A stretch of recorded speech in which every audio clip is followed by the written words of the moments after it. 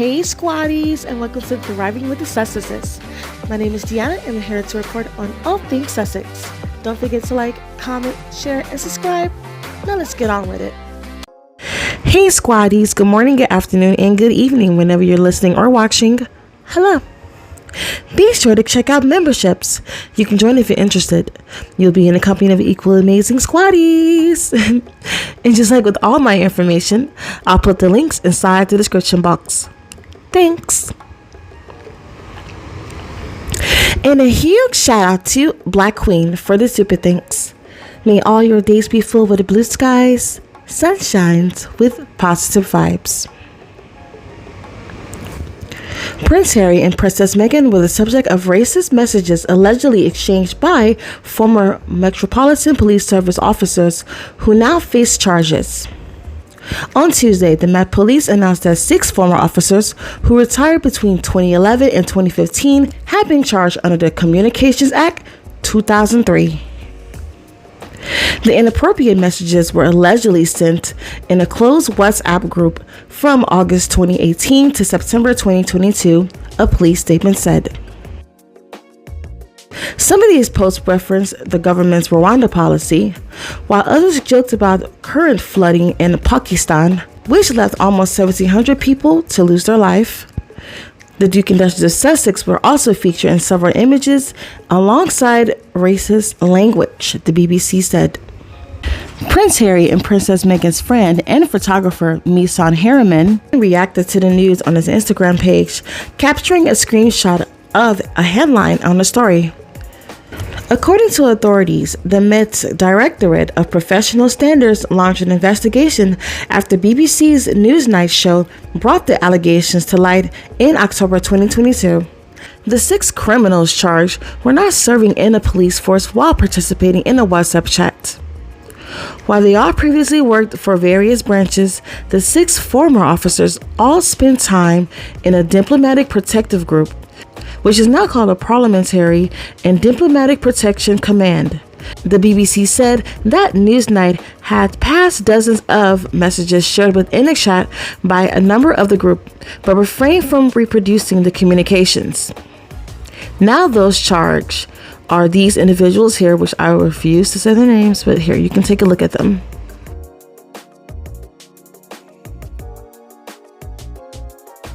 So yeah, they will, and I'm gonna see their names, see these, yeah, these criminals, these bullies, these very evil individuals, yeah.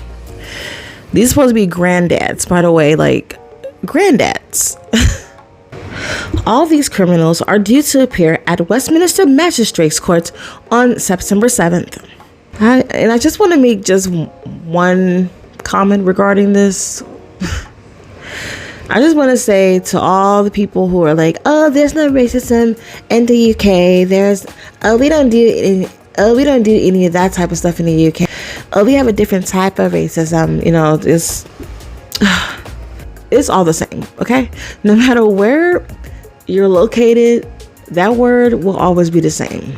Sure, there's classism and, you know, and all those other titles, but yeah, this big R word right here is many countries' founding fathers, including the country I reside. So while some are shocked, most aren't, and I'm in them. And I'm in that majority. I'm never shocked. I was never surprised by that, because I mean, this is coming from the grandmaster of colonialism, and there's people who agree with colonialism, with colonizing countries and taking credit for stuff that they had nothing to do.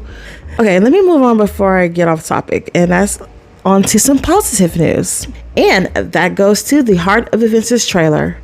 It is a 5-part series about the sporting event for wounded, injured, and sick veterans and the members of the armed services internationally. The Duke of Sussex founded the event in 2014 as a way to showcase and celebrate veterans, as well as help them heal through the link between sports and mental health. Invictus translates to unconquered. In the amazingly inspirational trailer, Harry speaks to the athletes by saying It is here at the Invictus Games that you realize whatever you carry, it is the springboard to the next level. The Heart of Invictus will tell several athletes' stories through their path to the games and share their inspiring backgrounds. Viewers will also get a look at the work that goes into producing the international events. Our Invictus Games community represents some of the bravest and most dedicated individuals from 23 nations across the globe, says Prince Harry, Duke of Sussex, in a statement. Heart of Invictus is an incredible story of competitors brought together through service who are now united through sports. While in various stages of recovery from both visible and invisible injuries, these competitors and their loved ones give a compelling look at their journey to the Invictus Games in a way that commands admiration and respect. Prince Harry will executive produce and appear on camera in the passionate project that will document the organization that is near and dear to his heart. This marks the third project at Netflix to come from Archwell Productions following their brave docuseries Harry and Meghan, which gave insight into their love story and the challenges they faced that led to their departure as senior working royals. And Live to Lead, a docuseries presented by the Duke and Duchess that feature interviews with world leaders and influencers. This inspiring docuseries, The Heart of Invictus, will be available to stream on August 30th. So be on the lookout. I know I will. And I know many of you, including myself, watched a beautiful photo of Meghan looking like a fresh-faced 21-year-old with friends on Instagram recently. This friend shared the bright and lovely photo that was oozing with positive vibes and genuine joy. It's so wonderful to see Meghan happy and thriving, living her best life with friends and family, with a wonderful, beautiful husband, beautiful children, beautiful, lovely, just a beautiful mother, just who's a part of the family. So yeah, I just wanted to add her in to show us some love as well. And this just goes to show that not only is service universal from their projects, but life of happiness is universal as well. You don't have to be this big public figure, or you don't have to be this big you don't have to be this royal, you don't have to be like a prime minister or whatever, or you know what I'm talking about. Harry and Meghan are the real deal, and that's one of the many reasons why I love them so much, because they don't fake it out. You know, they're genuinely in love with each other, they're genuinely happy together. They genuinely have friends, and they genuinely have people who have their back, and they have their back as well. I mean, what more could you ask for? It's such a beautiful blessing, just sheer joy just to see this couple doing it. They are successful. They didn't need a big old establishment of royals or servants who pretty much would like do everything while they take the credit. No, they didn't have to do that like those other people do. They work their butts off. No amount of fake news from the UK and haters can ever dim their lights. I've invited Howard and his family to my birthday celebration. Yes. No. What? I was hoping they'd spend a month here. We can celebrate their Thanksgiving while taking PR photos. I want no part of this. Why is everyone complaining? I think that this is a perfect opportunity for Meghan to bow to me. That won't be happening, Samantha. It's Sophie, and why not? Because it is banned. Since when? Since I want to look good for the press. Have you gone mad? No. Why do you say that? You only want her over to make yourself look good.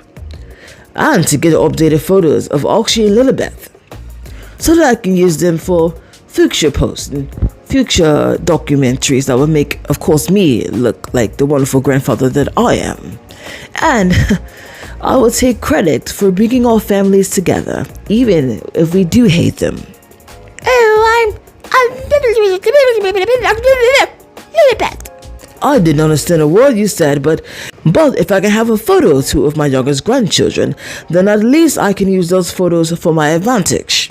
I don't see the purpose of them being here if they can't bow to me. Tampon baby. My new salmon oils have finally arrived. Now you can slowly caress them across my backside as I neigh to the stars. Oh, hello, William, Kate, Susie. It's Sophie. Carmela, what do you think about... What did you say? They're upset about me inviting Harold and his family to my birthday celebration. As much as I don't want them here, I can see this working out in your favor. As well as Willie's. He's as lazy as our paid servants. I beg your pardon. William is a spectacular member of our royal family. A very hardworking man who loves his children. Well, thank you, Sandra. It's Sophie. Pa, my biggest question is, why now?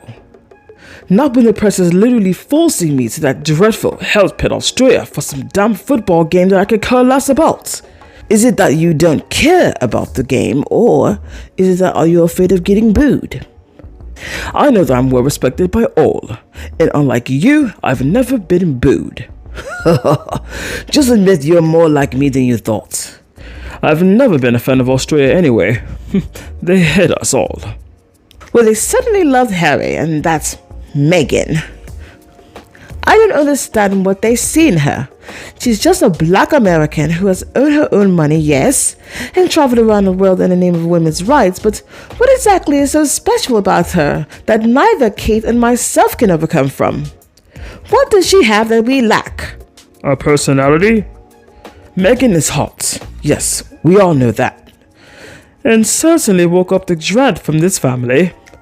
I'm not a fan of hers, but she did give us great press before all hell broke loose. Due to your part, partly. Your part as well. I couldn't deal with her overbearing presence. You mean her popularity? None of us could. She exposed how mediocre our family is, and I hate her for that. I love my mediocrity. Why did Harry have to marry her? Why isn't anyone paying attention to me? Because no one understands what you're saying half the bloody time. Seeing her outranking us in popularity so quickly with Harold gave me PTSD. Harold marrying a woman as magnificent as Meghan, who I try getting into contact with before Harold makes me incandescent with... Wait, you tried to contact Meghan before Harold? Yes. He had such a crush on her and tried to arrange a meeting with her in Canada. But it never fell through due to NBC thinking it was a hoax every time. Oh, shut up, Kate. You're always babbling your mumbling mouth. It's not my fault you have a sick obsession with Meghan. Tricking me as if you're from some elitist family. When I finally get that opportunity, I will divorce you and have Sarah Rose take on her rightful role. She has to divorce her husband first, and I doubt that will happen. Whichever comes first, just know that you will never be queen. Not without me leaking any of your club meetings, King Pegalot. That's quite enough, even for me. I'm enjoying this. All of you, out of my office, at once. And that's all for this podcast. And I hope that all your days are filled with blue skies, sunshines with positive vibes. I'd like to thank you for watching. Don't forget to like, comment, share, and subscribe, and hit that bell. Also, join a membership. I have the links inside the description box. My name is Deanna, and you are watching Thriving with the Narcissist. Talk to you soon.